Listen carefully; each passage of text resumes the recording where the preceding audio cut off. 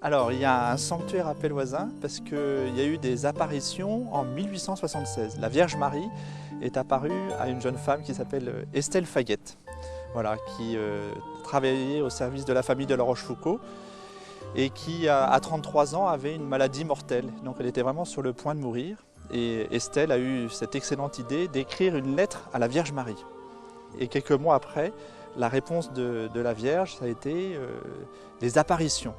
Donc il y a d'abord eu 5 apparitions de la Vierge Marie à Estelle dans sa petite chambre, là où elle était alitée parce que très malade.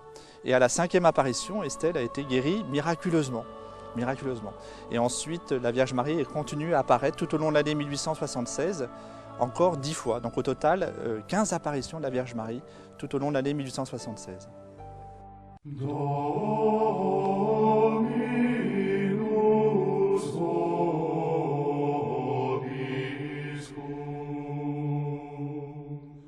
Dès 1877, il y a eu des pèlerinages, des pèlerins qui sont venus ici, des éveils, des pèlerins, des gens de la région et même de toute la France qui sont venus en nombre et en grand nombre.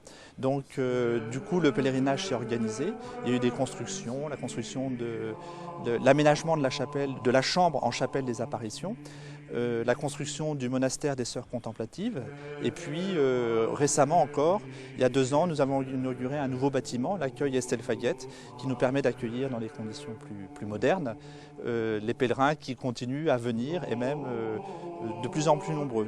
On sent un certain renouveau comme dans ce sanctuaire marial des apparitions de Pellevoisin.